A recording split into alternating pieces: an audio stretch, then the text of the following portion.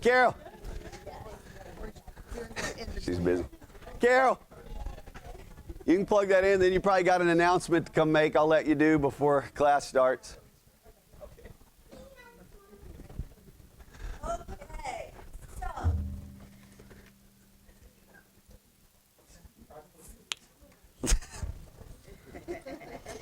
Yesterday was John Alvis's birthday, so we're going to sing.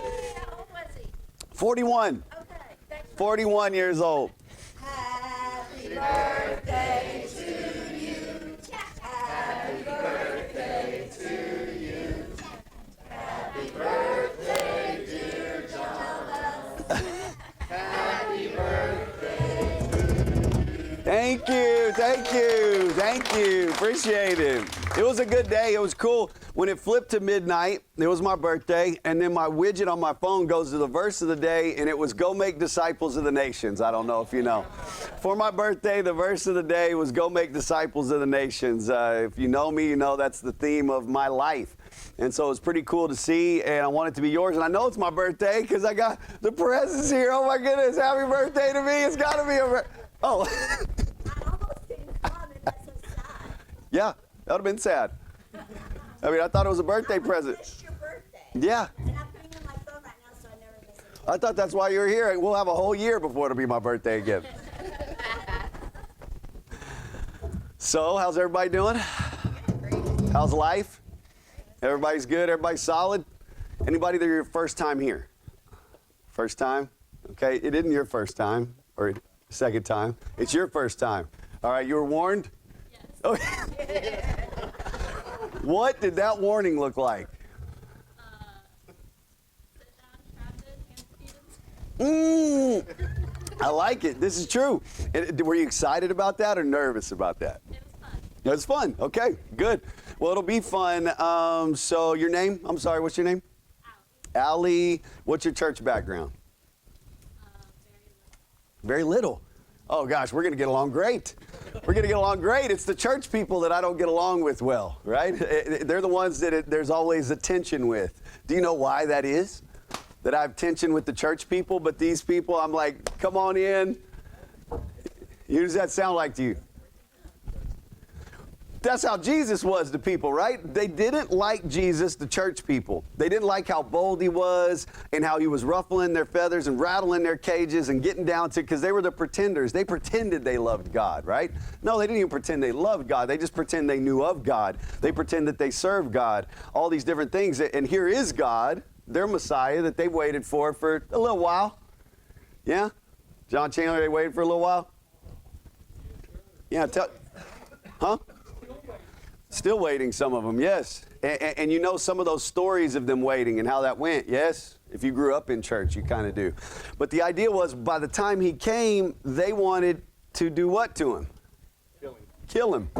They wanted to kill him because he ruffled their feathers so much. He went down to what they thought they knew, right? Not that they knew, but what they thought they knew. And that's what these Beatitudes have been about. It's about an attitude inside of you.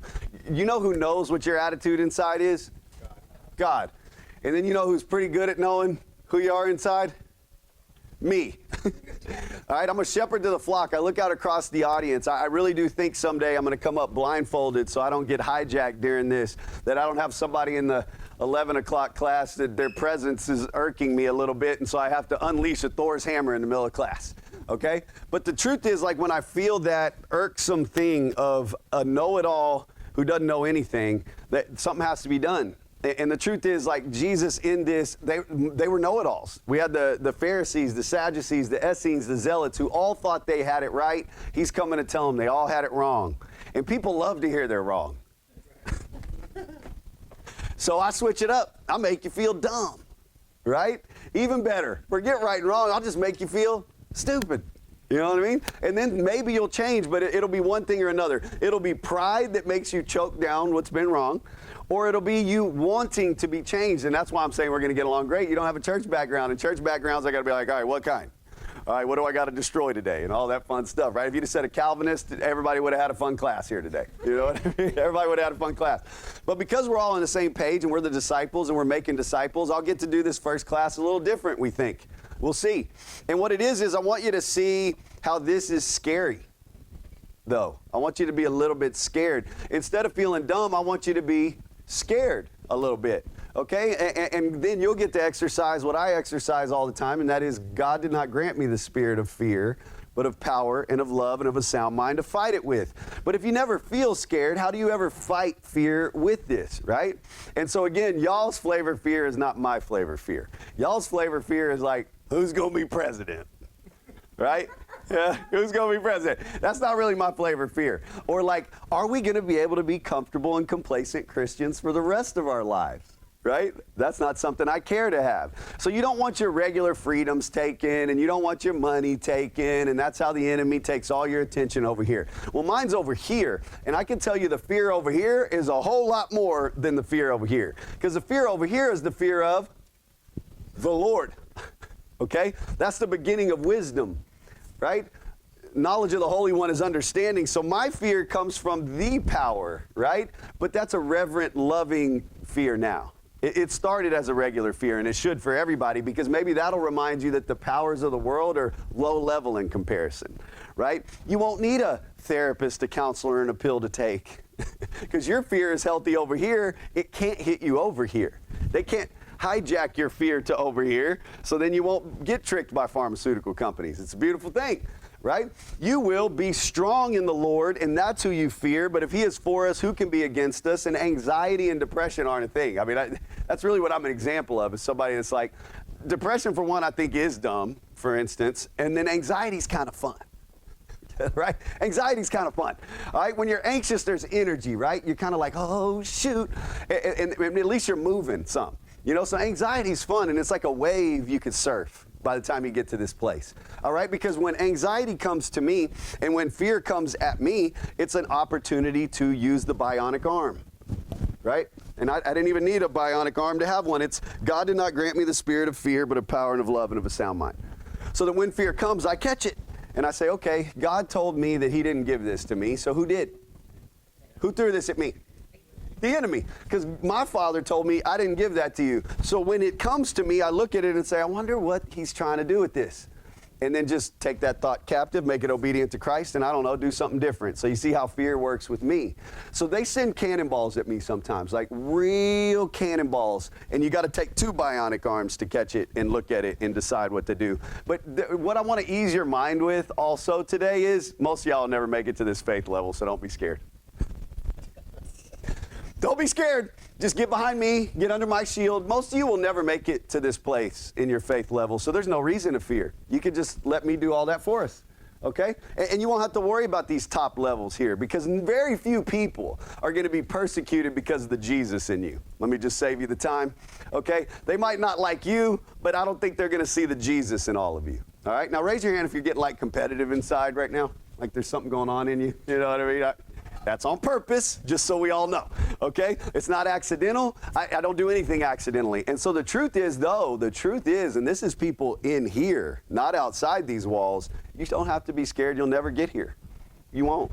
You will stop low on the mountain. You will sell yourself short and Jesus short your whole life. And you don't have to fear then. You don't have to be fearful. You can stop wherever you want in the Beatitude list, you know? You can sit and camp and sing Kumbaya and make s'mores with all the base camp Christians. You can. Things are going to get crazy, though. And when things get crazy, you're going to have to hope that people like me are in the front. And the truth is, we will be, right? We will be. But I would take some people with me, though. I would like some people to come. I would like some people to come assist and help in the war and not keep getting caught up by the easy things over here. That would be nice. That would be a breath of fresh air. And so I like the competitiveness, because that's what you're going to have to figure out how to do, because I can tell you by the time we get here, very few people understand, much less can embody. Like, you can't embody this if you don't even understand it. You know what I mean? And how many people do you think really understand the Beatitudes in our culture? Very few, as we knew. When I first started teaching this as a maturity process, people thought I was nuts, right? They thought I was nuts. They thought I was some heretical teacher or something, and I love when that gets said. Because woe to you when they say good things about you. But blessed are those who have vile things said against them. And if you've been around me a while, vile things get said against me. I don't know if you know, right? And this is what it does to me, right? So, because it says, blessed are those, though. The God characteristic, happy. Now, you can't just pretend this smile. You had to have been bent to this, tortured to this, suffered to this, to where at first you didn't like it. At first you were like, whoa, whoa, whoa, whoa, whoa. Y'all are calling us a cult? Yeah, woo. Those are fighting words, and I'm a fighter. Y'all want to get put in a headlock and put to sleep? But that we don't fight the way the world does, though, he said. On the contrary, we have divine power to demolish strongholds. So the very nature in me had to be tamed by God to not go put somebody's teeth out on their desk. Okay? But literally, that was the thing I wanted to do. And that's the thing men, strong fighting men, want to do. But I'm strength and power under control of my Father in heaven. Meekness was a while ago. And so when these things came and when this stuff happened, it built me into something new. Because you look inside all of a sudden and you say, okay, strength and power under control. I didn't get tricked by the Christian problem. Some of you did. That you're supposed to be weak, not meek, which is strength and power under control and not weakness. But that was a while back. Because since then, we've hungered and thirsted for righteousness, I thought, and had been filled. And since then, we have become merciful and pure in heart and peacemakers, and we're going to go over that. But again, like I said, most of you shouldn't fear because we're still trying to figure out the strength and power under control thing, right? Which, by the way, is a huge thing. So even lower on the beatitude list in the maturity is stronger than most people I ever run into in our culture, right? Now, if anything scares you, let that scare you. That in a time that we need strong warriors for God, we have tiny, weak, faithless men. Oh, that's what they preach, though. These are verbatim words that have been used from the pulpit in these times. It's just, hey, guys, we all got to choke it down. We're tiny, weak, faithless men. And I'm like, bah. Absolutely not. Absolutely not, because the only way that's possible is if Jesus was weak. That's who we're supposed to be like. That's who we're supposed to follow. And if you, I will say yes, if you want to really argue that Jesus was weak. God was weak, is weak. God is weak? Now listen, if you're a person that says God is weak, like go hide somewhere, go freak out. Because again, I'm supposed to be like him. I'm supposed to be perfect as my Father in heaven is perfect. But I didn't choke that down. Some of you did. Some of you disrespected God in your process of communion for years just because you were like, go along with it people. Polly want a cracker people. And then you got put through some hard times and you had to question, like, are you doing the right things? Is your faith in the right place? You might still do that today. And the truth is, that's what he said would happen. So some of you don't have to worry. We're still trying to figure out what poor in spirit means. You know, that's step one. And poor in spirit is I'm bankrupt without Christ. Nothing, like my without God, without Jesus coming and dying on the cross for our sins, resurrected the third day, pouring out of the Holy Spirit happened, like where are we going to go when we die? Without him, where are we going to go? No, we're going to go somewhere without him. But where? There's a heaven and there's a hell. Right? I'm glad the little kid, we got to scare him. We got to scare him at home. Right? But again, there's a heaven and there's a hell. And without God, hell. So bankrupt spiritually is knowing that without Jesus, like our spirit is bankrupt. We need him. Let's stay connected to him, right? So let me show you how this is elementary school. If you really do want to be connected to God at all times, there's something you can't do. You know what that is? Sin. So I can stay connected to him all the time. But if I want to go sin, which by the way I can do, I don't know if you know, I have to then disconnect and go participate in something he hates and then come back and be like, okay, I'm ready to be plugged back in, right? That's why I personally can't identify as a sinner anymore because I used to do that. I used to unplug, go participate in something he hated, and then I did creep back into his presence. It wasn't that I didn't know that's what I was doing. No, I did that. And then I felt like some guilt and shame coming back, but I came back. Anybody ever felt that? You went and screwed up, and then you're like, well, but I want to come back, and then you don't feel like you can come back, right? You know what you don't feel like you can come back? You know who's sending you that message? The enemy. He wants to separate you from God because, again, if you're a parent, you know this is a no-brainer. When my kids are screwing up, you think I want them way far away from me or close by? And I can tell you I'm not the dad or the father that God is. So I figured that out young, too. Okay? Almost took advantage of it to a point. But I knew that it was a trick of the enemy that when I'm in this to run away, so I did come back. And I did say, yeah, no, I don't fully understand what's going on here, but I do want to come back in. Right? And I knew, but now I don't do that. So why would I identify the same way as when I did that? right? No, I'm a son of God who fights sin now. I want to stay connected to God and I fight sin. And then all of a sudden, this is going to make sense on a level that is so amazing, you become something new.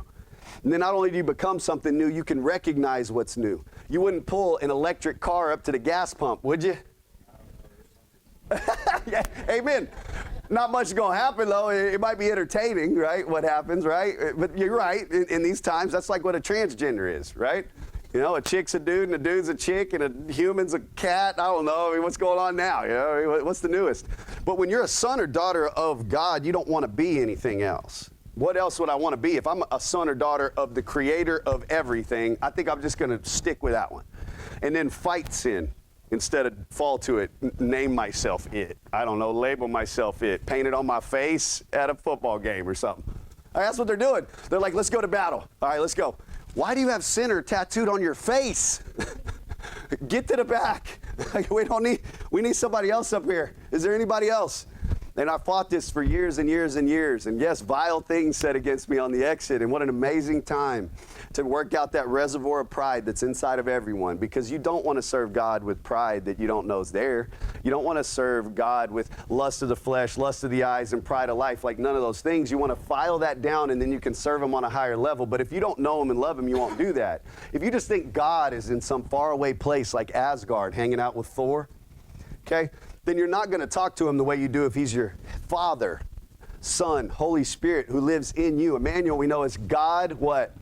With us. And then we pretend God's not with us. We pray to God somewhere far away and we like hope that the dial-up's working, right? We hope that the Wi-Fi's on and that the message is going to land somewhere.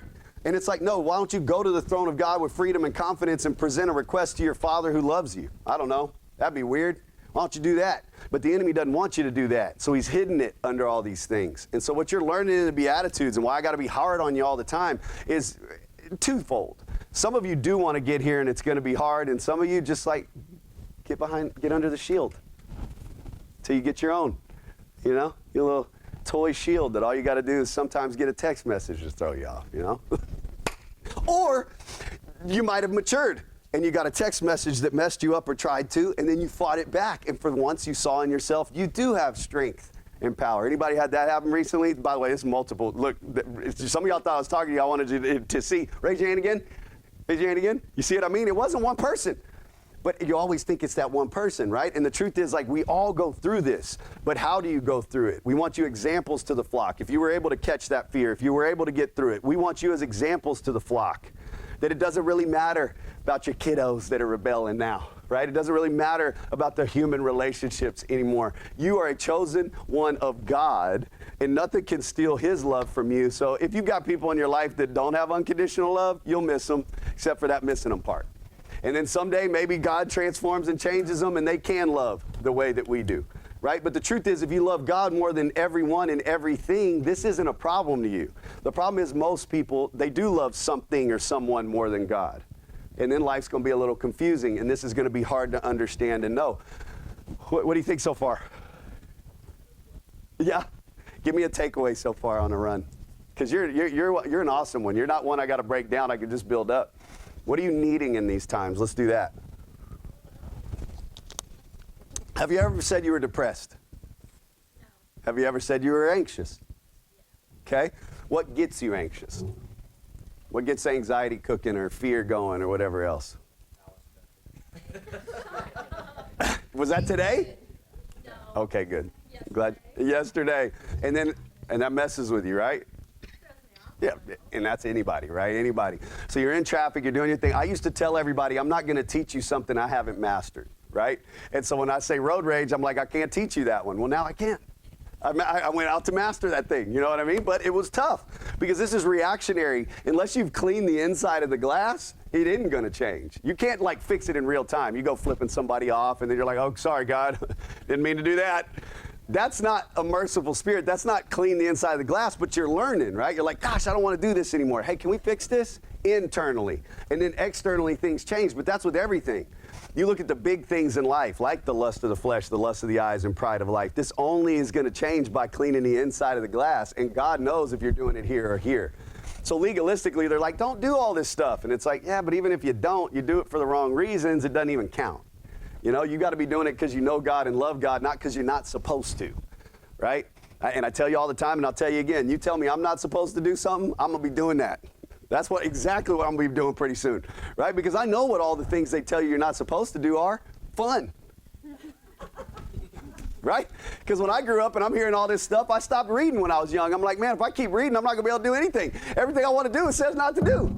Like, I'm done reading, and then I'm just ignorant, and I can just keep doing the stuff. I'm going to actually forget a couple of the things right now, right? And it's just how we are as children. But as you grow up, as you get older, as you start to see the reality you're in, I start to desire to please God, and now I desire not to do those things. But not because I'm not supposed to, because I don't want to anymore. Because I've grown up a little bit, and now I want to please God as my Father, and I'm like, whoa, whoa, whoa. You know, it's really crazy. It's a trip. This is better. So as our Father, he's not trying to steal our fun. He's trying to save us from disaster. But even the world and even the church will teach you the other way, right? That you're just not supposed to. Trust me. And you're looking at a pastor, you're like, bro, it's one of two things. You're either lying or you had a boring life, and I don't want either one of those things. You know what I mean? Like, it's one of two things. You're looking at these guys, and you can just tell. It's like, man, one of two things. You're lying to us right now, or you lived a boring life I'm really glad I didn't live. And those are our examples, right? That's one of the many reasons we're beating it up all the time, is prodigal sons and daughters appreciate their salvation. Yes, ma'am? I was trying to explain this to my kids about not wanting to do something out of fear and not wanting to do something out of love, like the bad thing. Sure. So how would you, I don't think I did a good job explaining that. Yeah, well, you can't teach it, really. It has to be done in the heart. So, again, what we teach in your family is obedience to God is going to mean obedience to y'all, right? It'll never translate to obedience to y'all if we're not being obedient to God. If he's trying to do this with you, if they are trying to do this with y'all, okay, it won't ever work. But if now they're obedient to God, God says be obedient to your parents, and now we start to get this in line. The same way it's not wives submit to your husbands, and that's all it says. It says husbands love your wives the way Christ loves the church. Now I'm going to work on that before I expect my wife to submit to me as a son of God. Now as an immature, I'm just going to be like, hey, it says in here you're supposed to submit to me. And we got these guys too. You know what I mean? You got these guys everywhere, especially in the church, who are like, it says, wives submit to your husbands. And I'm always like, hey, have y'all ever read what we're supposed to do? And then they do. And they're like, oh, shoot. And what they're really saying is, I don't even know what that means. And I'm like, me neither. I'm going to keep trying that before I expect my wife to submit to me. And it dawns on them. Oh, I have a responsibility first. So the truth is, they have a responsibility to God first and then to you. And until they actually know God and love God, you won't see that translate. But then you know as a parent what to do. Direct them towards the greatest commandment all the time. Direct them towards getting to know God and love God. And eventually their obedience will happen, and I won't get these funny videos. Which is a funny video. I mean, it's a really great video. And it's also an explanation of somebody who's higher on the mountain having a hard time with this. Yes, Elijah? You're higher on the mountain than most kids your age. I don't meet almost any like you. And yet you make these mistakes, right? Now, again, if he holds himself to a higher standard, these mistakes will get less and less, yes? If you just try to not do it, how does that work? It don't work at all. Because he's smart with his disobedience, too. I mean, he's getting clever in this stuff. You know what I mean? And truthfully, I like it, and I talk about it because what do y'all think the chances are that wasn't me when I was young? Oh, yeah. Oh, for sure. Yeah. Exactly. And so, luckily, he's a little bit embarrassed about it. I wasn't embarrassed about it. I thought it was a pretty cool deal. I thought it was pretty nice. I enjoyed it. You know what I mean? And so, like, we're young, we start them up to be obedient to God. And the only way we can do that is to get them to know God and love God, and then they'll be obedient. But that's what these Beatitudes are. They're so extreme. Jesus is coming to a culture and giving them extremes. And they're like, I'm good. Most of them, you know? Most of them are like, it's a hard teaching. I'm out. I'm just going to keep doing what I was doing. Which, by the way, is boring anyway. I mean, the Pharisees are like the church people today. Boring. Sadducees, same thing. Zealots were a little crazy, you know. They were a little crazy, you know, but still their little crazy was for politics and not for God, really, at the end of the day. Sound familiar to anybody, you know? But if you're a disciple first, patriot second, that's who we want. If you're a patriot first, disciple second, you're neither one, so you're useless to the team. Useless. Don't need you on the team, right? Be the guy that goes to girls' sports, if that's the case. Because that's not what this is at all. And at least we have an executive order against it now. But I'm just saying, if you want to be a church person in the weak and the tiny weak faithless, like go try to play in girls sports as a guy then. Because this is crazy. This is the ultimate competition. This is a war, by the way. We're in a war, a spiritual war, every day. We are in the world, but not of the world, some of us. Okay? And if you're in the world and of the world, you're not going to get any comfort anywhere, and maybe someday you'll listen to the gospel being proclaimed to you at a place that actually proclaims the gospel, and your life will change forever. And that's what everybody's coming out to hear Jesus do, but we have a record of it. And how often do you think people go through the Sermon on the Mount in their life? Time. Huh? Maybe once. That 1 year through the Bible plan, they hit it one time. You know, they kind of just mulled over it because they got a year to get through the Bible. I mean, they got to go. And it's like, yikes. They can do that 18 times and nothing happened. You know what I mean? Because this is so important to go over. We've been going over it for weeks. We've been marinating in it and going backtracking through it. We've been coming through it over and over again. Because in the world, people are driven and disciplined for money and power. And in the church, they're lazy and entitled for God. And all of you have to be built to people that are ruffling feathers and rattling cages like I am out there. We're going to be the church, not go to church. Now, raise your hand if you're doing that. You're rattling some cages out there. Having some stories of your own that are coming up as you try to challenge a ministry leader of our day and see the embarrassing level that they landed on in the Beatitudes, in their maturity. Okay, because if they say they're tiny, weak, and faithless, which level did they not hit?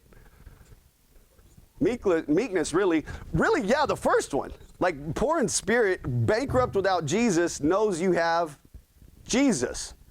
So really tough to see how you're tiny, weak, and faithless even while you're on your face with Christ. Right? But then you sit up, you mourn a life before you knew this reality. You become strength and power under control. You do hunger and thirst for righteousness. This is when you're so mature that you're trying to follow God. Right? You're so mature that you're like, listen, I don't want to wrestle with you anymore because I wrestled with you and I didn't never submit you. Anybody ever beat God in a wrestling match? Wrong God if you did. Okay, wrong one if you won.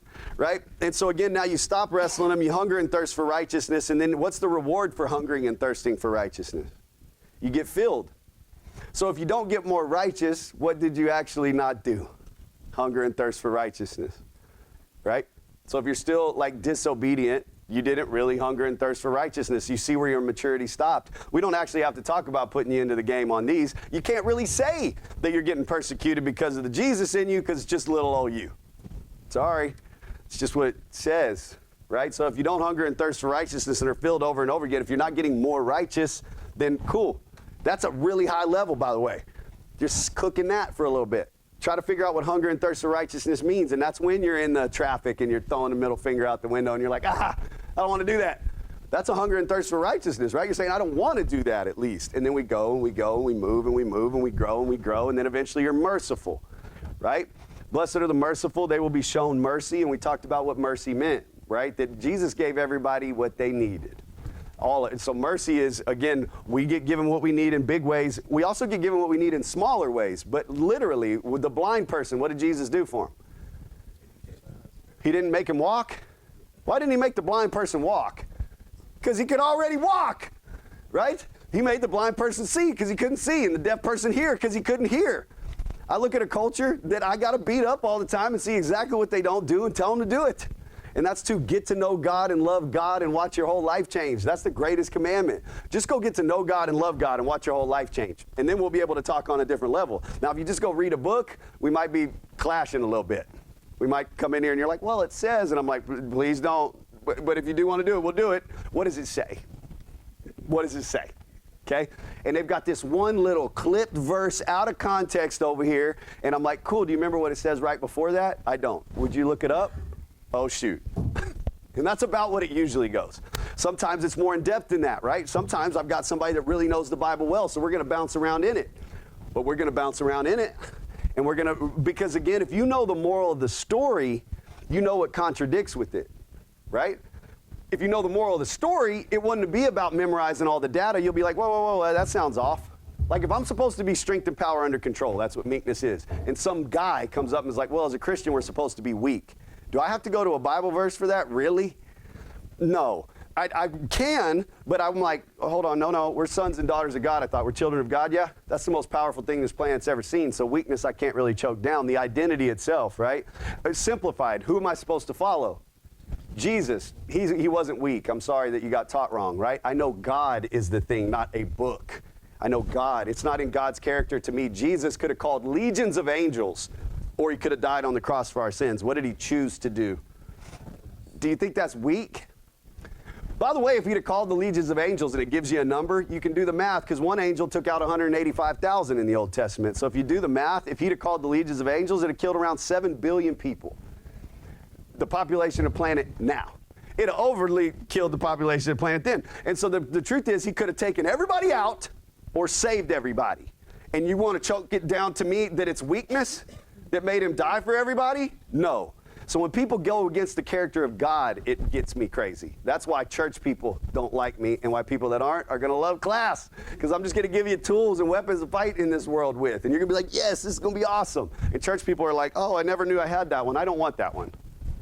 That's fine. You don't have to have it. You can keep your therapist and your counselor and the 2 pills you pop a day. Whatever. Do your thing. Church people, that's what they do. You know, and it's like, well, you're doing that? So you don't know what it means. That makes sense. And then we go through it and we see why. But when I say today is going to be a scary class when we get into this part, not for everybody. Not for everybody. Don't worry. You might be babies. You might be infants. I might be feeding you baby milk here today, but with a steak mentality, right? But either way, we're going to see. For the grace of God has appeared, bringing salvation for all people, training us to renounce ungodliness and worldly passions and to live self-controlled, upright, and godly lives in this present age. I'll stop right there, and if you could just introduce me to these people, that'd be great. We'll get to war. Okay? I need these people, though. Okay, let's see what these people are. Training us to renounce ungodliness and worldly passions. Well, that canceled out a whole huge group right here, so we're getting small already. And to live self-controlled, upright, and godly lives in this present age. Now we eliminated some more people. We may have talked about this before class a little bit, right? Because we got to read this again. Self-controlled, upright, godly lives. Now, godly lives, yes. Some of us are able to say that, but are we also self-controlled, self-disciplined, self-motivated, all of those things? Because again, that has to be a part of it. Upright, godly lives in this present age. So what's cool about this church is some people are living the godly thing. We're backtracking to some things that are easier. Easier. If you really know God, love God, serve God, it's easier to be disciplined. Right? It just is. Because that one's harder. Waiting for our blessed hope, the appearing of the glory of our great God and Savior Jesus Christ. But we don't wait on a sit, we wait on a sprint. We're not just sitting back, living godly lives, waiting for Jesus to come back. We have to be active. We're the salt and the light. We're supposed to bring more people to the faith before God comes back. Because when Jesus comes back, it's going to be the most awesome day for some of us. And the most terrifying day some of these people have ever had. They haven't made a horror movie that's going to be crazier than this for them. It's going to be the scariest day. Some people, they're going to wish they were never born. But at least they're living a fun life now. No, it's going to be torture, torment, bad times.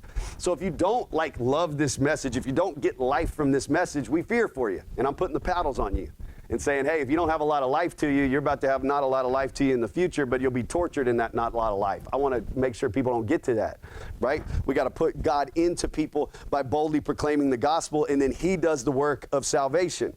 He comes into your heart, turns your heart of stone to flesh. You might not know that. If he didn't turn your heart of stone to flesh and it's still stone, that's dead. That's why you think people are NPCs every now and then. You know, you meet them and you're like, is this a real person? Is this a non-player character in the game? Are they just here for my entertainment? I don't know. Because of what they do every day, it sure seems like it. It's like this merry-go-round loop. They get up, they eat, they go to work, or they go to school, and they sit, and they eat, and they do a bunch of other bad things in the middle of all this, right? But that's all they do. It's like this little merry-go-round. And you're like, were they just programmed like a robot to do this? Are they just NPCs, non-player characters in the game? No, they're dead in their transgressions and sins. God has not turned their heart of stone to flesh, breathed his spirit into them, and moved them to follow his decrees. Because that's the basic morality engine that he gave us. We know the difference between right and wrong. We just know it, right? Now we get to, once he breathes life into us, start to choose it. Now we get to fight sin. But before that, we couldn't fight sin. That's why grace is what grace is, something that we can't boast in because it was given to us as a gift that we didn't deserve or live for. And that's our activation. That's us being an appliance that needs to be plugged into a power source to work, and now we are. Otherwise, you're unplugged from the power source. You know what an appliance does, unplugged from a power source? Nothing. And that's what they do. Nothing. A bunch of nothing, right? Some high-level nothing. Right? I used to be around people that did high-level nothing with their lives, like the Tom Brady's of the world. Okay? 5 Super Bowl rings at the time. He's got more than that now. $300 million in the bank and married to a supermodel. Men, sound like a cool goal? If it doesn't, I'm concerned for you. We'll just say that right now. And if it is, great. He had it, and they interviewed him, and they said, hey, man, how does it feel? And he said, I hope this isn't all there is. So now men in America, their goal just got shown that even if they attained it, and it's a terrible goal to reach for anyways, you wouldn't be satisfied anyway, right? Women, it's much easier, right? Just watch Real Housewives or something, okay? They got a lot of money. They all look like the same duck, okay? They all look like that same duck. It doesn't matter how much money they have. Like, it doesn't matter how good the plastic surgeon is. They look like the same duck to me. You know what I mean? I'm like, oh, shoot, they're doing that thing in their face again. Oh, yeah, Chihuahua, they're going to rip that thing off. Like, it looks painful to us men. You know what I mean? Like, I don't ever look at that and go, golly, man, that's pretty cool. I'm like, that looks like it hurts. You know what I mean?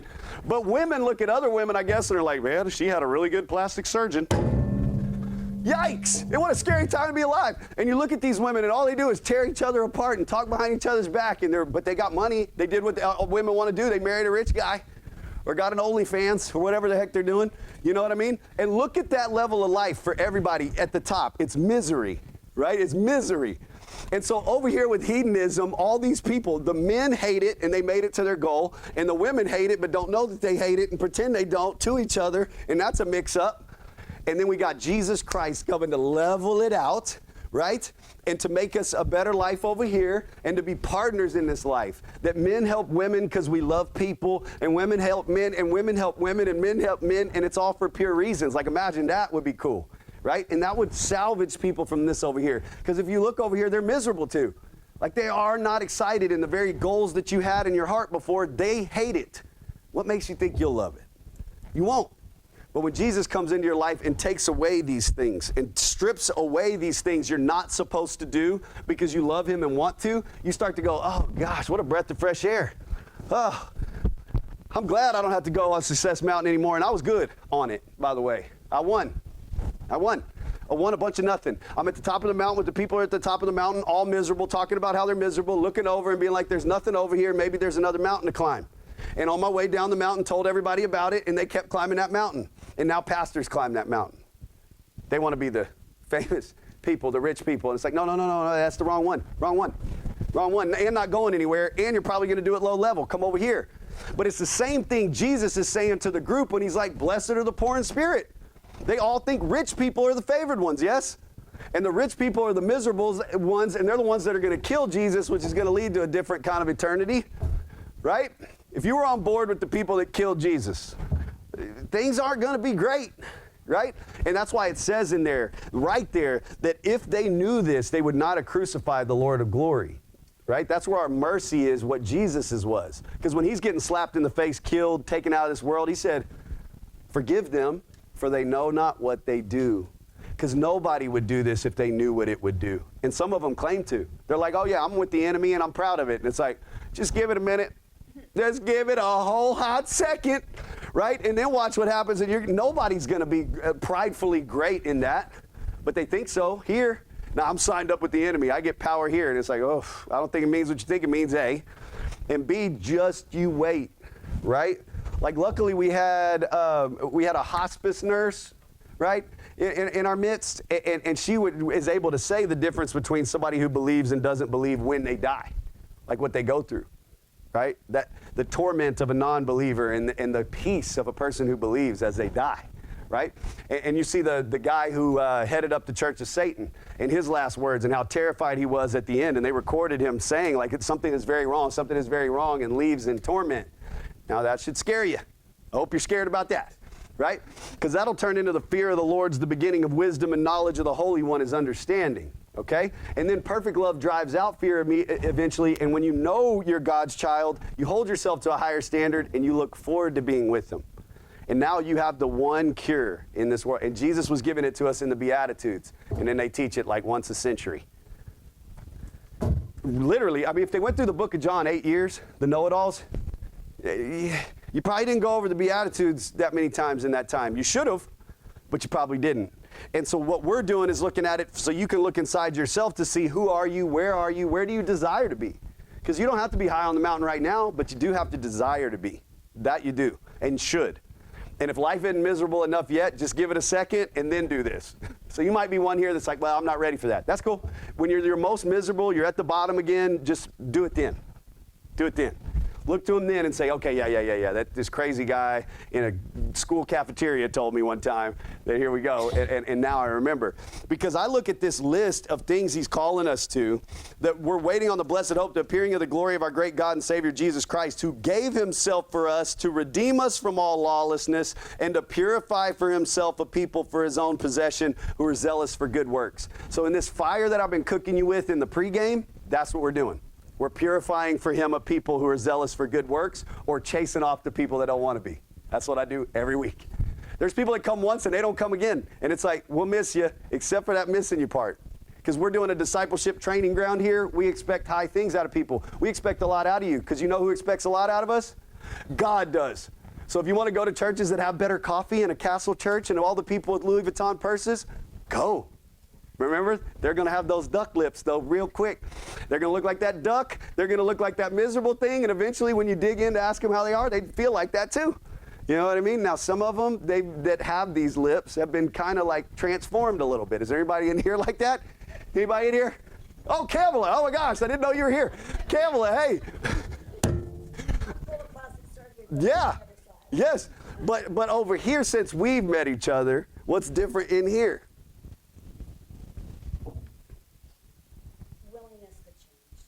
That, right? Because before you weren't? No way. I can't tell. Like you, I was like, I'm not doing that. That does not look fun at all. Uh-huh. And you were about fun back then? Oh, I knew that. I just, yeah. That's why this transformation's a bit difficult. It is, because you can't have as much fun, right? Exactly. And like we always say, that kind of fun leads to destruction. This kind of fun leads to this. So you're seeing that this can be fun too, yeah? Right? Thank you. Thank you. And so we're going to have fun in this way, the blessed kind of way, right? The blessed God characteristic happy that comes from faith, a God characteristic confidence. So we're also the most confident people you'll ever meet. You know what I mean? And so, like, confidence shines, right? The salt and the light. The people see confident people and they're like, what's going on with that person, right? And then I say, how much time do you have? You know? But what I'm not going to tell you by the time you ask me is, well, I have $100 million in the bank and I'm a real estate developer in times that interest rates are real high, killing it, right? No, that's not what I'm going to say. Because my treasure is not about here, it's about in heaven now. But I used to be that guy. Beach house with a Lamborghini with an infinity pool overlooking the ocean. That was the path, right? Now, I can't tell you what I don't desire more than a beach house with a Lamborghini with an infinity pool overlooking the ocean. It just doesn't matter to me. Like, it doesn't matter to me. That's all temporary. And I've been around the people that have that, right? And they're miserable as all get out. They think they need another beach house with another Lamborghini with another infinity pool looking at a different ocean to think they may, and they don't when they get that. And then they're like, gosh, you know what would be cool? We'll just go to Mars. They're never satisfied. Where me, oh goodness, every day my eyes open. I'm excited about life. I can't wait to go talk to someone. I can't wait to go help someone. I can't wait to go be the salt and the light. And someday I'm going to go to eternity where there's no pain and all my treasure lays up there. And I lay up this treasure without thinking about laying up this treasure because I know God and love God and truly desire to please Him. And that's what I want to create in you. Because when I do, and you allow me to, and His Word will do it, and God will do it, yes, but I will do it too. I participate in this. It's my free will to do this with my life, and it will be yours or not. And God works in all of us. We're the body of Christ. He's gifted us to own it, to be confident in it. And you will land in arrogance every now and then on this path. But don't worry, God will humble you. I can tell you that right now. Women, you see it worse than it is. Men, you see it better than it is. Men need to be humbled, and women need to be exalted. And then we can start climbing together. Okay? And that's just a basic truth I'll tell you from time to time. Women see it worse than it is. Men see it better than it is. We need to be humbled. Women need to be exalted. And then we do this and we run together. Okay? I promise. I mean, that's just what it is. Right? And that's a simplified version of the truth, but it's the truth. And if you can hear that, you can understand that. Men, we need to be humbled. We need to be needing to be humbled. Not being weak.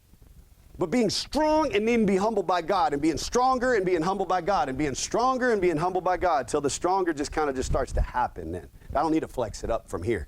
I'm the ultimate strength. I'm the less like John and the more like Jesus all the time now. I'm stronger all the time, and it's effortless. But strength and confidence don't even, like, it's not an arrogance, because you just know. Like, you just know you're special. You don't have to want to be special, because technically that's special ed. Okay? If you need to want to be special, but you don't know you already are, the reason I call it special ed is the book says that you're his special possession. That you're a royal priesthood, a holy nation, God's special possession. You're his masterpiece, predestined to do good work before time. These are compliments, not insults to you. And so when you can accept that and embrace that, like life starts to go this way, you're purified into a person that's zealous for good works, which zeal is a burning desire to please God. What do you think most people, even in the Christianity, would want to please? Who? People and themselves. Yeah, themselves and people, and they need a pat on the back and stuff. And it's like, if you need a pat on the back, would you rather it from a person or from your Father in heaven? Jesus Christ is his son. Through his Holy Spirit, feel that pat on the back, because you will. Well done, good and faithful servant. By the time you know God and love God is what you want, not got 100 million in the bank and all the things that people look up to, because those people are miserable anyways. Declare these things, exhort and rebuke with all authority, let no one disregard you. I've been putting this in almost every class, if you're noticing, okay? Because a bunch of Beatitudes are wrapped up in here. Who's going to exhort, rebuke with all authority and not let anyone disregard him? Which person on the Beatitudes? Where does it hit? This. That you're going to exhort, rebuke with all authority and not let anyone disregard you. You better have gone through a process up to this point before you can be this. Peacemaker. Peacemaker will be called children of God. We've gone through the purifying process, and now he's saying you need to go exhort, rebuke with all authority, let no one disregard you, which, by the way, is going to lead to what? Persecution's the next thing. Look at how it's a maturity process. Look at without the one before, you can't get to the one here. If you haven't hungered and thirst for righteousness and been filled, how can you be persecuted because of righteousness now? You can't. But the more you've hungered and thirst for righteousness and been filled and been purified by fire, and now you're a peacemaker, now you are a person that is offensive to the enemy. This is why persecution comes. And that's why I said most of y'all don't got to be scared. The enemy ain't even looking at you. Don't even care that you exist at all. Like you just, oh, hey, we don't got to do anything with this person. You know, just read screw tape letters. You're not even making it to the church yet, where they're like, we don't care if they go to church. Just don't let them see the eternal power in the church. Don't let them see that. Let them see those fake people. Let them see that preacher that's fake and this it's fake. It's in screw tape letters written by C.S. Lewis. I don't care that he goes to church. Just don't let him find the enemy, which to the enemy is God. And then he did that with the church. And then even if the enemy didn't have an idea, you got a good idea from C.S. Lewis, let's do that. Well done. And it was already being done at that time. So again, we are in a spiritual war all the time, and then we're able to see it through different veins and through your lives. But you're looking at this, by the time you're a peacemaker, you just do exhort and rebuke with all authority, let no one disregard you. You're not some little kid who's reading it and being like, okay, I got to practice this. Okay, I'm going to exhort. You know what exhort is?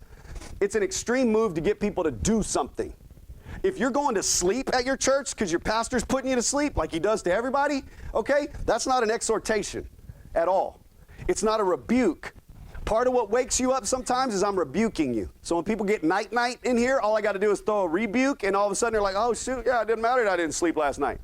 You know what I mean? I just look, and I see some sleepy eyes, I'll just hit you with a rebuke. And then it's like, oh, gosh, there it is, I'm awake. Yikes, right? Did a bunch of stupid stuff last night, can barely pay attention in here. Well, how does that feel? Right? Feel good? Right? It's crazy. So exhort and rebuke with all authority. Think about that. Where does the authority come from? So when somebody fake stands up to talk with authority, do they have authority? No. Because it's only granted by God to a vessel, to a son, who he knows desires to please him. That's why they don't talk to you like this. They haven't even refined themselves to the place. They got their little special sin they keep in their safe that they don't tell anybody about. Like all this stuff, they can't rebuke with all authority because they're not peacemakers, right? But we are, because how? Look what happened. He purified for himself a people for his own possession who were zealous for good works. It was probably a coincidence that pure in heart was right before peacemaker. Probably coincidentally. purify for himself a people who are zealous for good works, not a people who want to pretend they want to do good works. No, a people that do good works, that are zealous to please God now. That's a maturity you have to get to. And then what's our reward? Persecution after that. That's another reason why it has to be God. That's another reason why it doesn't make sense. Like, what would you want if you've made it to the highest level in our country? Beach house with an infinity pool overlooking the ocean, stuff and things and bank accounts and popularity and fame, right? That's not what you get. You get persecution. They say vile things about you. Here's what your prize is. You know the only people that see that as a prize? Mature sons and daughters of God who know that this is what I experience on a regular basis, that puts more in this account that's in here than it ever put in a bank account when they all loved me. When they're like, there's the Tony Robbins guy coming to talk to us, yay. And they show up and I give them what they think they want and they're still miserable. And the second I sprinkle God into it, they stay 3 hours after the presentation and ask me what I did to them. I got to see the difference in what the world wants and what they give them. I got to see the difference in what the church wants and what they give them. Jesus showed it to me right here. And Jesus showed it to me in my life too. But right here, he showed it to us all. That if we did mature to the place where we are and know we're children of God, which I've been burning into y'all for years, because what did y'all get taught you were? Terrible, horrible, wretched sinners. Yikes. Yikes. And people beat people down theologically with that idea somehow. Because I guess the C students are the ones doing this. Because it doesn't take a lot to see. No, actually, no, either we're sinners or we're children. That's actually the only two choices. So let's not beat up on transgenders yet. Let's do Christians first. Okay, we don't know. They don't know who they are way more than. Think about it. It's the most confused identity for sure, right? It's way more complicated than I'm just a guy and I'm going to say I'm a chick. All right, it's stupid, sounds moronic and crazy, and why would a dude want to be a chick? I don't know. I'm very thankful I'm a dude. I don't want those problems. I don't have those problems. I don't want those problems. I can tell you that right now, okay? And women, you don't want these problems. I can promise you that right now. But that's so God designed it that we just get to be what we are. Right? And not have to have a stupid question about that. But why? Because if we can bury our identity under all of this, we never actually start walking in it. We never start living in it. But when I say I'm a son of God, this is how I want to be. I've been purified through fire, through tragedy, through hardships, and through suffering, and I'm thankful for that because it led to this. Right? The suffering led to this, and we're going to get into that in a minute. Blessed are the peacemakers, for they will be called children of God. And here's how you can get ready for what's going to happen. Because as children of God, I just told you, it's technically not going to feel awesome, especially at first. Okay, but here's why. Endure hardship as discipline. God is treating you as his children. For what children are not disciplined by their father? If you are not disciplined, and everyone undergoes discipline, then you are not legitimate, not true sons and daughters at all. So as a person who wants to grow in the Lord in the Beatitudes and see it, we become children of God, and then guess what starts to happen? We get disciplined, right? And I can tell you there's old people that needed discipline. Old people that were children of God that it's like, you ready to go through some discipline? Because this looks like it's been a cakewalk for you. You know? And a cakewalk is not what this will be. Get ready. Right? And then you got to start feeling this discipline that comes from God. No discipline seems pleasant at the time, but painful. Later on, however, it produces a harvest of righteousness and peace for those who have been trained by it. Looky there. Another problem that's going to happen here. Because what happens when a harvest of righteousness and peace come over me? I'm a peacemaker. I've hungered and thirst for righteousness, and now I'm persecuted for righteousness' sake. It's the reward is that. The reward now, everybody's like, look at the harvest of righteousness and peace. And everybody's like, yes, that's awesome. What's going to happen now? Oh, people aren't going to like you. They're going to say vile things about you. You're like, wait, what? This doesn't sound great. But it is. But it is. Because we're telling them the truth, hard truths, that if they take on will change their lives forever. But the enemy hates that because he's got like this temporary dominion, if you understand the reality you live in, okay? Is that God's sovereign and powerful over everything, right? Now, the enemy comes along, and God protects you from the enemy always? Meh, absolutely not. And if you need to see it in Job, Satan comes up with the angels to talk to the Lord and says, hey, what have you been doing? And the enemy's like, I've been prowling around like the roaring lion I am, trying to take somebody's head off. And God's like, well, you see my righteous one, Job? And he's like, well, you haven't done anything to him. Of course he follows you. And so then guess what happens? Sick them. That's what happens. Sick them. Here's what happens. That's God, our Father, saying, go get them. Tiger, lion, right? Go get them. And he does. Right? And he does. And Job has to go through extreme pain and loss. Right? But God was responsible for it because he knew. He knows us. He puts us through the discipline we can handle and a little bit more then to see if we could do it until we become sons that are like, no, I'll take all of it. It's whatever. It's whatever. Yeah. Because I know eternity is not now. I'm not worried about this being comfortable and complacent. I'm worried about if it is, that's not going to translate to much over here, says God, as we see. So I'm looking at the harvest of righteousness and peace for those who have been trained by it now becoming persecution in the world. But we're in the world and not of the world, and we welcome it. 2 Corinthians 4:18, so we fix our eyes not on what is seen, but on what is unseen, since what is seen is temporary, but what is unseen is eternal. Now, have you been around me, you ever heard that verse? Repeated on a loop? We used it in a special way right now because we're in an A+ class, okay? So why did I use it right now? Why did this verse come back to you right now in this class? Look at the run, look at how we got here, listen to what I said, and why now am I telling you to focus on what is unseen instead of what is seen? It is about the harvest not being something awesome if you can see it. The unseen is where it's awesome. Seen is, I'm getting vile things said against me on a regular basis, right? That's the reward for me. I've made it, baby. Boom, there it is. And I am thankful for it because I know now that the reason they don't like me is more the Jesus in me than the John in me, right? Because if you're hearing me, like I could offend you with the John in me and make you leave at any time today. I could just go with one of my wooden swords and you'd be like, hey, I don't like that guy. I want to go. And I could do it. But I want to swing the sword. I want it to demolish a stronghold in you to help you. That's the motivation as I swing it. Do you know who knows my motivation as I swing it? God does.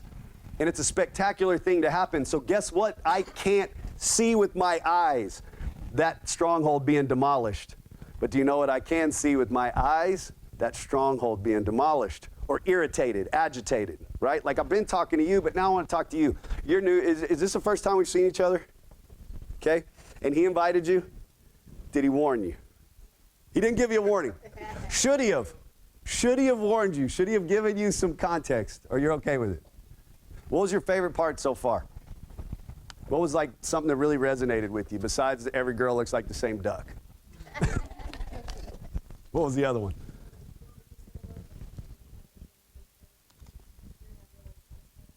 Yes.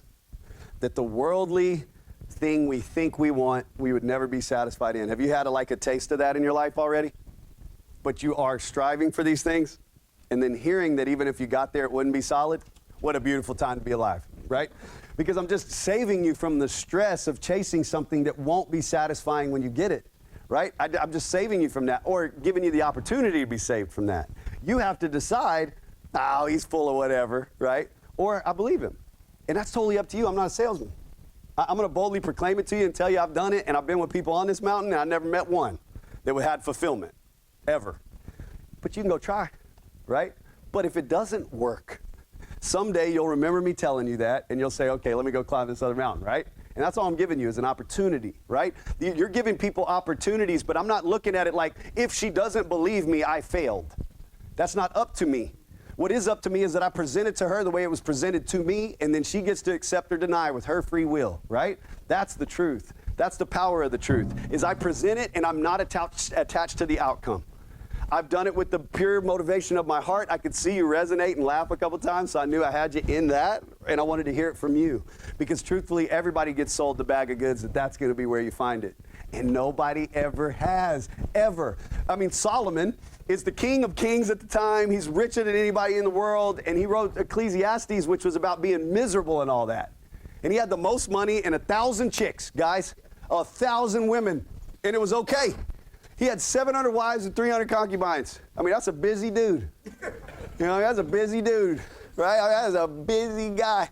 And sure, like you're thinking, but also just busy. Can you imagine the emotional support that like 100 of them needed? I mean, I got to sit down and have some emotional time with 10? Oh my goodness, that's all week. That's all week long. And he's saying it's all meaningless. It's all meaningless. Everything is meaningless. And then over here is where everything is found. And then you live a life outside of that and show everybody, right? Because don't I look like a guy with the beach house, the Lamborghini, the Infiniti pull over? I put a costume on that looks like it and then told you, no, absolutely not. What's underneath is different, right? But same costume.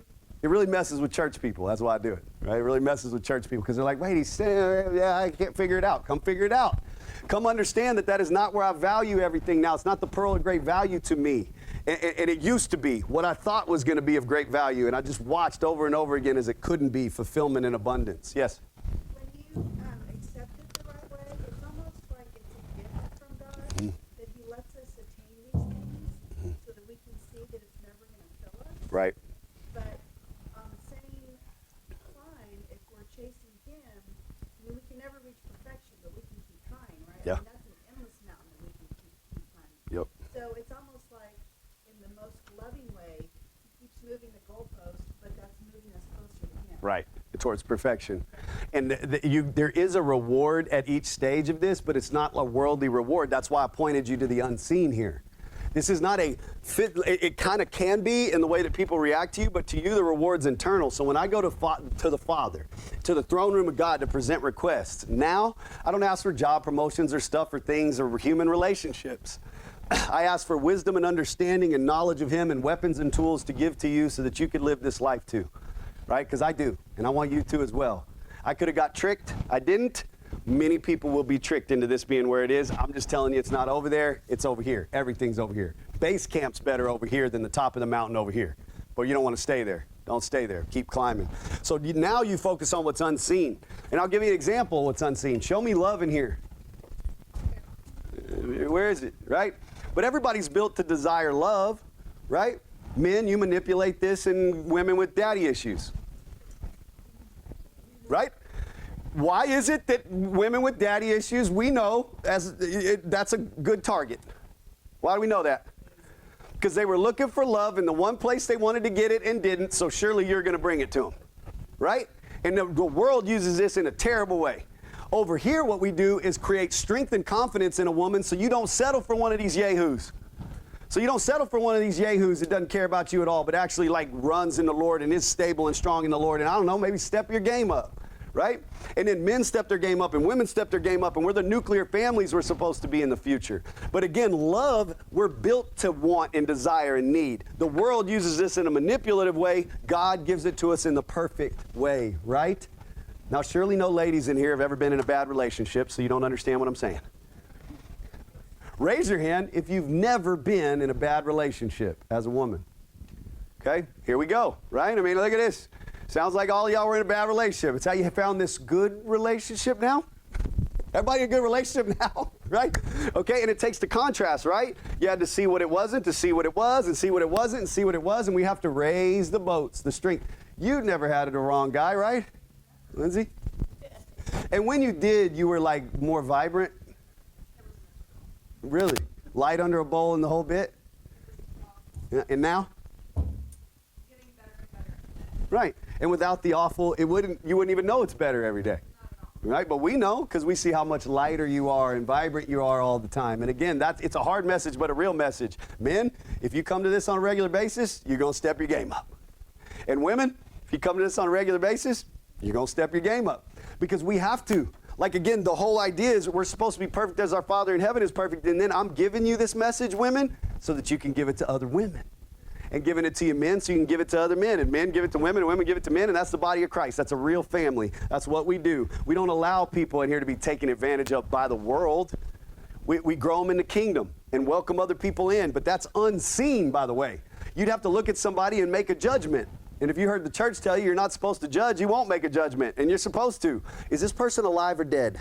Don't know. Are they immature or mature? Don't know. So you have to like see and do time and shepherd and watch people grow and flourish, right? Like Nick. You're like the whole heavens rejoice when one sinner repents guy in here, right? Because you weren't a church person when you came to us. But is life better or worse since you've been coming? You've gone through some things too. So it's been hard, but better. Exactly. And how long you been around us? Yeah, not long, right? Not 5 years of therapy. It's not what we do. months of refinement inside to make people confident and strong and on the rock. You know who the rock is? Jesus. And then you're stable and strong. And when the winds blow and the storms come, you stand strong. And you watch your friends and family members fold up like a lawn chair. So you say, hey, I got something for you. How about that? That's unseen technically, though. But what a reward to be someone who facilitates that. Someone who gets to participate in the growth of people. It's an honor to serve God in that way. And we're all supposed to make disciples of the nations, which is why God gave that to me on my birthday. We're Disciples Only Bible Church. Disciples Only Bible Church. And on my birthday, the verse of the day is go make disciples of the nations. You think I'm not a favorite kid? If you didn't think so, I'll tell you all the time. I know for sure that I am. But why? Because of the torture and the hardships and the suffering and the obedience that it took with my heart to get here, I want you to go do. Because then you'll be leaders too. You'll multiply the kingdom too. You'll stand up and say things like that to people with a true confidence that comes from God and watch them show off in your life, right? Because I was here and here, and I can tell you this is so much better. I can't even describe how I wouldn't go back in time to this. Right? But people, if they looked at my life, would be like, oh, I think it was crazier then and cooler then. To you, it may look that way. But to me, I lived it. Not true. At all. Not a bit do I miss it. At all. None. Right here, blessed are the peacemakers, for they will be called children of God. Blessed are those who are persecuted because of righteousness, for theirs is the kingdom of heaven. So now you're in. Welcome to the party. Right? You're in. But do you really want to go second level of torture and get this one, though? As you enter, blessed are you when people insult you, persecute you, and falsely say all kinds of evil against you because of me. Rejoice and be glad, because great is your reward in heaven. For in the same way they persecuted the prophets who were before you. Now you're going to sit with Jesus. That's why I got your 2 Corinthians 5:10 at the bottom here, okay? And you're going to go get your reward in heaven from Jesus for how you lived your life in the flesh, right? So if you really believe you're going to have that conversation, again, all the worldly things are going to come into this conversation in a good or bad way. Bad. And all the kingdom things are going to come in a good way. The unseen. So what's seen in the temporary is going to be the bad you talk about with Jesus. And in the unseen is going to be the good you talk about with Jesus. So if only you had a teacher that repeats this to you all the time. That'd be cool, wouldn't it? Instead of the 1 year through the Bible plan preacher. Or the 8 years through the book of John guy who doesn't even know what John 1 means, right? What are we doing it for 8 years for? You didn't even get the first few verses. What are we talking about? In the beginning was the Word, and the Word was with God, and the Word was God. It's not a book, people. But these people that study all the time will tell me I have the mind of Christ in my hand, which means they think it's a book.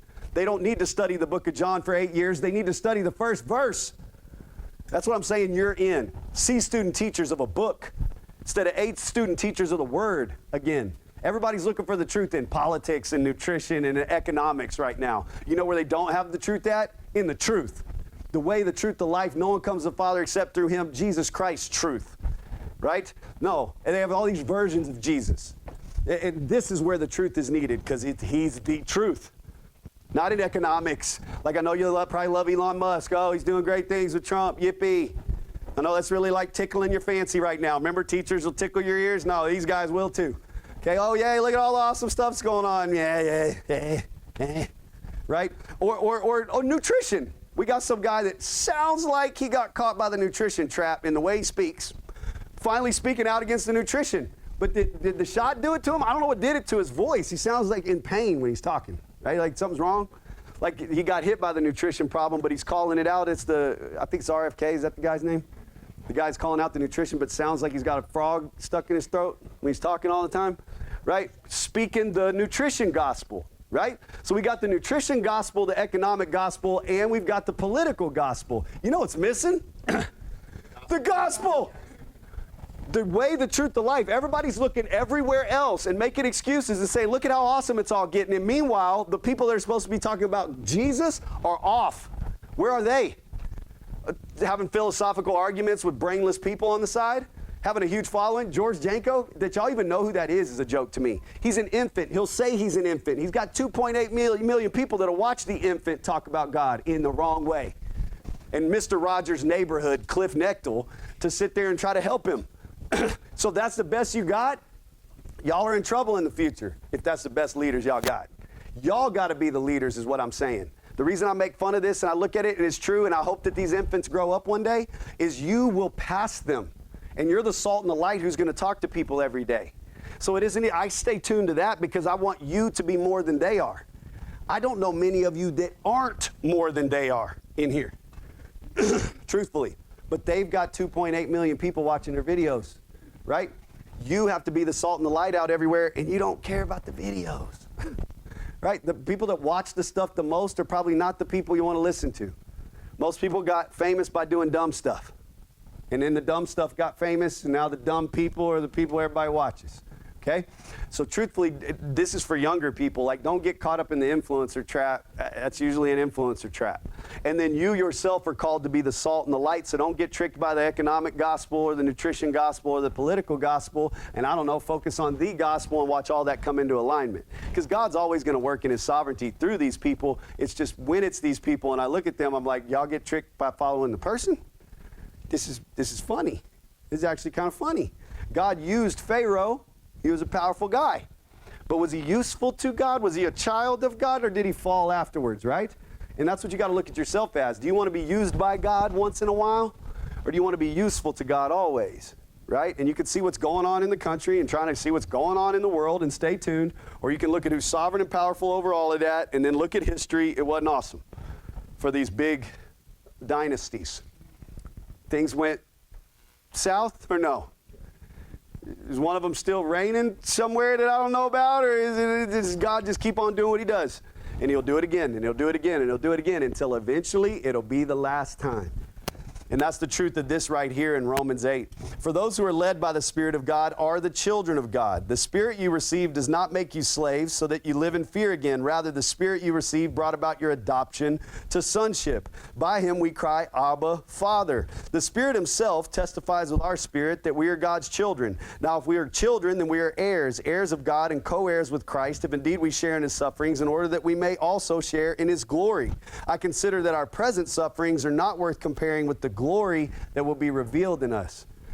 The suffering leads to glory. The comfort complacent time leads to a one piece of paper conversation with Jesus about the good you did someday. That's 2 Corinthians 5:10. For those of you that don't know, this is an awards place. It's where in Corinth, this is where an athlete went to receive a reward. So when you hear judgment seat, people think you're going to sit with Jesus to decide whether you made it in or not. Nope, you've already made it in. Now you're going to go sit with Jesus and talk about what you did in this life with his life. Because without him giving his life for you, you didn't have life. And he's going to sit there with you, and this is beyond your imagination and wildest dreams, and you're going to sit and talk about what you did, good and bad. Now, most of y'all get scared because you're thinking of the bad stuff you do all the time. Rightfully so, okay? But then there's good as well. What happens when you mature and what you desire to do is good all the time? Because for me, it isn't going to be one sheet of paper that comes out. For me, we're going to be pulling things out in truckloads. Me and Jesus are going to have a lot to talk about because there was a time, and we're going to talk about all this, and I don't care how long that takes, but then we're going to click it into here, and we're going to talk about every day since then. And you want to get into that zone at some time in your life where you feel good about what you're going to be talking to Jesus about when you see him. And sometimes this is easier for older people because you feel like you're a little closer than some of us. You know what I mean? You may be there quicker than some of us, you know what I mean? And so you're kind of thinking about that now, and that's a good thing. But we all should think about it like that every day, because we're not guaranteed tomorrow, is the truth. We're inside of time and space. We're going to be getting outside of time and space and into eternity someday. So while you're in time and space, realize that at any second, Jesus could come back. It'd be good news for you if he comes back while you're in here, just saying. You know what I mean? We'll be doing some awesome stuff in here together. It'll be a good place to be. Okay? But someday, Jesus is coming back, and we know that. And wherever you're doing and whoever you are at that time, your journey's over.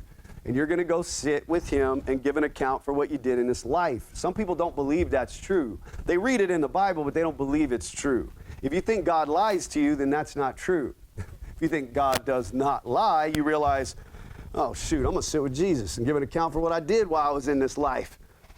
He's probably not going to talk to me a bunch about these Lamborghinis and these infinity pools and these beaches and this stuff and these things and even these people in a way. It's going to be me and him sitting there talking about what I did with his life. Your life will change forever if you really believe that's going to happen, right?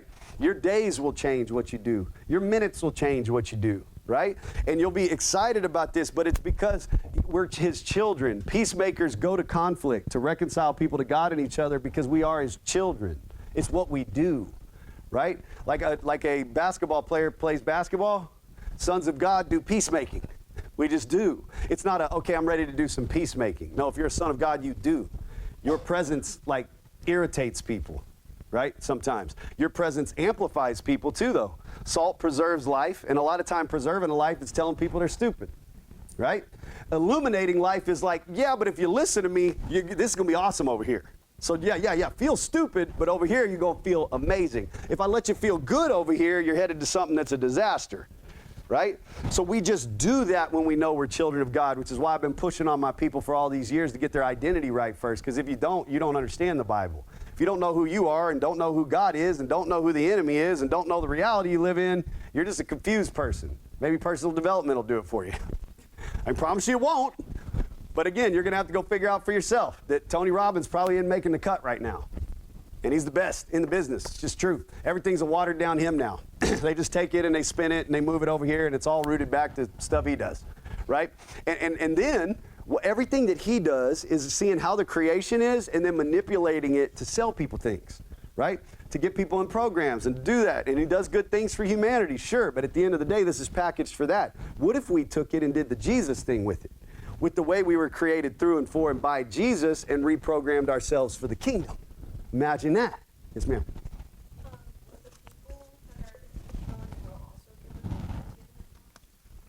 Yeah, we're going to say yes. An automatic account, right? Because as you could hear them on their way out, like they know they're going to a torturous situation, so it's pretty quick. Their account's kind of known because this very God they didn't believe in or chose to follow the other is now, here we go. And you don't want that to happen to anyone. That's part of why I'm hard on you too, is I want you to talk to people that are right on the edge, and maybe you push somebody over from going to hell. Ultimately, the only reason we're here as the salt and the light is to prevent people from going to hell, because we're not going to hell. But if you sit on the bench and just go to church every week with your little Bible study groups, you're not doing God's work. We're supposed to snatch people from the fire. And if you got taught to just go to church with your little Bible study groups and really get close to them so that you're attached to that church, that's stupid. That's stupid. Because that's not what it says. If you study the Bible, it says we're supposed to snatch people from the fire. Jesus hung out with prostitutes and tax collectors. Let's be specific, because if we say sinners, that's church people, right? That's what they say they are. We've got to be specific. He hung out with prostitutes and tax collectors. So when you hear me say something like OnlyFans in church, it's not that I'm not supposed to, it's that I'm supposed to, right? Say it and be like, what do you think that is? And then you tell a person that's doing that, just go be a waitress and see how that goes, right? If we don't call these things out, if we don't talk about them, and if we don't talk to the people about it, then what's gonna be the excuse? We get caught in our little Bible study groups talking about nothing while we got people that need to be snatched from the fire all the time. So I'm building you up to be confident people who talk to other people about this, right? You get trained here to then go talk to other people about this and maybe one day snatch somebody from the fire yourself. And you know what you won't say when you do it? I didn't do it, God did it. That's also stupid. No, he told you to do it. So that's obedience to do it. Not to say you didn't do it. And again, that's what we're doing here, because at the level of persecution is because you're in the game. It's a reality that you're not going to get persecuted for being on the bench. You're just not. You're persecuted for being in the game, and it looks like a while till you get put in the game. So again, it's all internal before it's external. Internal before it's external. Internal before it's external. But we got a bunch of people teaching people stuff they haven't done themselves. That can't be. So you have to be purified into a person who's zealous for good works for God or not. Really, you're either a person who's zealous for good works for God or trying to figure out how to be or trying to figure out if it's even real. Let's do it. Who's still wondering, and this is like, just be truthful. You're in church. You won't be in trouble for this one. This is an honest thing. Do y'all wonder if God exists? Anyone? 1, 2, 3. You know he exists. Brand new person, you know he exists, right? Okay. Who doesn't know? Raise your hand high if you doubt his existence. High, so I can see you. High. You doubt his existence. Okay. Cool. Y'all are lying in church. Some of you. It's okay. Ever doubt that he exists? Raise your hand. Ever doubt every now and then in your life that he exists? Like you go through this belief and doubt bounce. This is most people, so it's okay. Right? You bounce between believe and doubt, believe and doubt, believe and doubt. You see the prayer in the Bible, I believe, help my unbelief. Right? It's a beautiful thing. I believe, help my unbelief. But this man just asked to help his unbelief. What do you think is going to happen? His unbelief's going to be helped. It's not that you stay in that, it's that that's where it began. Help my unbelief, help my unbelief. I'm a person who bounced between believe and know for a while instead. Because I'm supposed to love God with all my heart, soul, mind, and strength. I went and got to know God. Now, knowing God's a little bit different, because if you ask me if I believe in God now, I have to say no. I know God and love God. He knows me and loves me. I believed in Santa Claus when I was 5. That turned out he didn't exist, just so you know, right? This believe and doubt, some people feel like eventually he doesn't exist. But the truth of the matter is, I know God now. So it'd be similar to you being like, oh, no, your wife doesn't exist. And it's like, no, we've got kids together. We're going to put you in the nut house if you come telling me my wife doesn't exist. Or we're going to put me in the nut house because, like, I've got a wife and kids I'm with all the time. This is like, what, in my imagination? So when you get to know God and love God, it's a whole lot different. There's a security and there's something that you're called to and you change because you know God. It's not I know he exists. No, I know him. Because the only way I could fulfill the greatest commandment, loving him with all my heart, soul, mind, and strength, is to go get to know him. And now I know him. I know God and love God with more of my heart, soul, mind, and strength all the time. So if you've taken nothing from this here today, take this. Most church people don't love God on the level they should, much less on the level they could. So if you love God on the level you should, you'll always stretch for the level you could because you know something different. You know him, and now you hold yourself to a higher standard, and these Beatitudes come alive to you. You cry, Abba, Father, on a regular basis because Daddy couldn't do it. Dad couldn't do this, right? But Father can. And when you cry, Abba, Father, and you're in need, he shows up, and you get empowered in your spirit, right? That's where the Ephesians 3 comes in. That I kneel before the Father, from whom every family in heaven on earth derives its name. I pray that out of his glorious riches he may strengthen you with power through his Spirit in your inner being, so that Christ may dwell in your hearts through faith. Paul prayed that to you because he had it. I pray it to you because I have it. I have power in my inner being caused by his Spirit for Christ to dwell in my heart, and that's the reality I live in when I walk out of my house every day. It isn't something I got to like gear up for. It's who I am now. And some of you are in that process of becoming the new creation, but I can assure you it's where the strength, the power, the love, the abundance, and fulfillment is. It ain't never going to be over here, but the enemy's really good at tricking you into it, and he's even better now. Okay? If you walk around like one of these people, you know, it's going to be a tough life because this is plugging yourself into the matrix, right? Like you're going to be a worldly person. You put that thing in your room and charge it from time to time and forget that it's there because you're interacting with like actual humanity and you're talking to God and loving God and doing other things, then you're unplugged from the world and plugging into the kingdom. And then you'll see that's where the real power, love, and sound mind is. This distracts you from it. This keeps you from that power, love, and sound mind. I'll pray us out. Father, we come to you in extreme thanksgiving for Jesus Christ as the example that he set, that Jesus is the name above all names, the King of kings, the Lord of lords, what all this was made for and through and by. But there is an enemy. And what's the enemy going to attack? All this other stuff? Sure. But why? To bury Jesus under everything that what? He created? To bury him under his own creation. What a funny thing for people to do. What a hilarious thing for church people to do and not church people to do and for other religions to do and for economics to do and politics to do, to just bury him deep under there. But when we find Jesus, the real Jesus, the way, the truth, the life, that's the pearl of great value. We have the pearl of great value now that we'd sell everything for, not care about anything for. It's a power that lives within us, not something we hold in our hands anymore. It is that it is a relationship, that we love you more than everyone and everything, and so the reality we're in makes more sense. We know that every day we walk around as a child of yours and we hold ourselves to a higher standard. Yes, we still make mistakes. We're not sinless, but we sin a whole lot less. We can't say we're sinners and identify as the problem because we hate sin. We do still sin, but hate sin. So we sin less and less as we fight it. That reality has to be seen, or the enemy has them in a trap. Let us mature closer to the image of Christ and away from this old human thing that wasn't awesome anyways, and let us be able to tangibly see the difference. Continue to guide us with your presence, with your word, and with each other. And it is in Jesus' amazing name we pray. Amen. Woo!